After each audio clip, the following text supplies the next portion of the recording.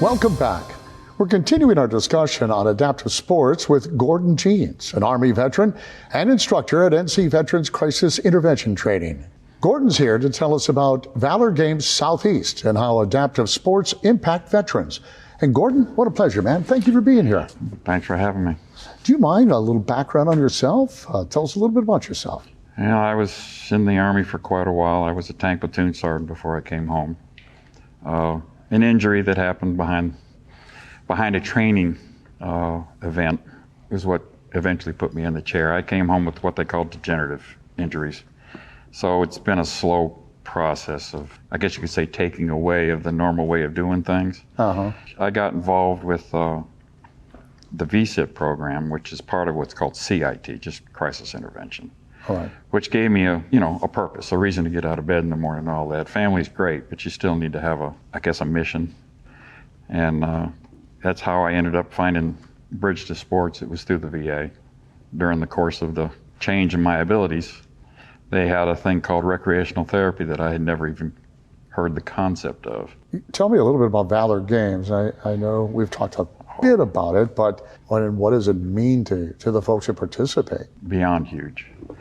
I do surveys when I train law enforcement and EMS and all that, the prior service folks that are in those jobs now. And one of the big questions is, what has helped you the most since you got out? And hanging out with other veterans is way at the top. Through recreational therapy, I was invited to go do an air rifle event, which, I'm used to shooting things pretty far away, but they're tricky. You got to have vision. And using the fundamentals, I managed to do pretty well that day. It also introduced me to the concept of the Valor Games, which when you're on disability means money when you think about doing things and going places, but this is all covered. So there's no reason not to go. Short of getting, I guess, to Raleigh, you've got escorts and van rides everywhere. They feed you all 3 meals. Takes your mind off of anything the world might bog you down with and lets you just enjoy yourself. When you look at a life of I can'ts, you're always looking for another I can. And this is 3 whole days of I can and I will. We start out at a hotel in Durham, several of them actually. And first thing you get used to with this thing is you're going to get woke up in the morning pretty early because they want you to get through the hotel breakfast and on the road by 7. We'll go off to Carolina on day 1, normally. So we get in the Dean Dome, and that's where we do air rifle and seated volleyball and rowing and a bunch of other fun things.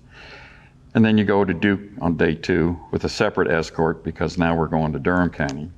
And then the last day is Crabtree, so there's another police escort for that one as well, which makes everybody in the buses feel really special because, some presidential visit or something. But it also means that everybody's on those buses, and you don't have to bring a vehicle, you don't have to rent a vehicle, you don't have to worry about wheelchair accessibility. It's all been taken care of before you even showed up. My daughter was my caregiver on this last trip, and she helped somebody with the kayaking. So even my caregiver got to get in there. It's not just fun. It's like you have some self-respect again, like you're a person again. And then you come away and you don't just have friends, because in the military, other service members, they're your brothers and sisters anyway. But now you get closer to them and you hope you'll see them the next time, and you do in a lot of cases. For me, it's the one thing I look forward to every year, even maybe more than Christmas. Really? Well, it's less work. I don't have to cook. Grandkids, I love them to death, but yeah, no, you don't have to go there, I know. But this is just awesome. There's something that you can see through your eyes in the way you speak, that the impact of this is beyond anything anybody can put to words. Are there moments that really stand out to you over the years? Well, that first time out on the air rifle, I did way better than I probably should have. I don't know, that first room even, just sitting in a hotel. I don't travel much anymore. See, when you're in a chair, you spend most of your time trying to figure out how to do things if you hadn't done them before. And this is a situation where somebody else has done all the legwork. You have zero burden on you at that point, short of getting up in the morning and getting that shower out of the way. And that's not that big of a burden. Military folk get up early anyway. And we get some active duty people that have shown up too, so we get to find out a little bit more about how things are now versus when we came home. I guess the biggest thing is meeting people and talking to them who need to have somebody to talk to. It's real easy to self-isolate, especially when you've got hurdles. Some days it's all about, is what I got to go through to do this worth the effort I'm going to need to do it? I deal with chronic pain, so I use it as currency. Is the amount of pain I'm going to feel for this worth doing this?